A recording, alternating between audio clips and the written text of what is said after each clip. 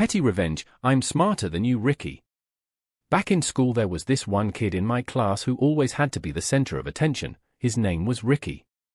There's always a Ricky. One afternoon in English class, Ricky was sat behind me. Ricky wasn't exactly academically inclined, and so on this afternoon Ricky had decided that his entertainment was going to consist of him kicking the back of my chair at random intervals. I just ignored it for a while, but near the end of the lesson my patience finally snapped and I turned around and gave Ricky the middle finger. Immediately, Ricky started pointing at me and yelling at our teacher, Sir, he swore at me, he swore at me.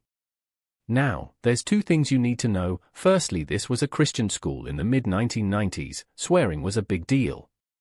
Secondly, in the UK there used to be two different ways of giving the finger. One was the middle finger and the other was raising the index finger as well in a V shape.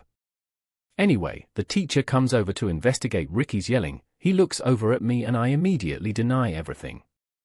The teacher sighs and asks me to follow him out of the room. Once in the hallway he turns to me and asks again if I swore at Ricky. I continue my denials. Then he says, okay, but if you were going to give somebody the finger, how would you do it? Well, sir, I don't really know. I reply, please note at this point that butter wouldn't melt in my lying mouth, but if I was forced to, I guess.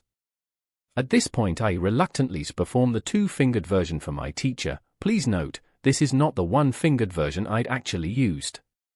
The teacher nods and sends me back into the classroom before calling Ricky out instead. I didn't get to hear that conversation, but I can only assume that Ricky was asked to describe how I gave him the middle finger and that his answer was inconsistent with my own.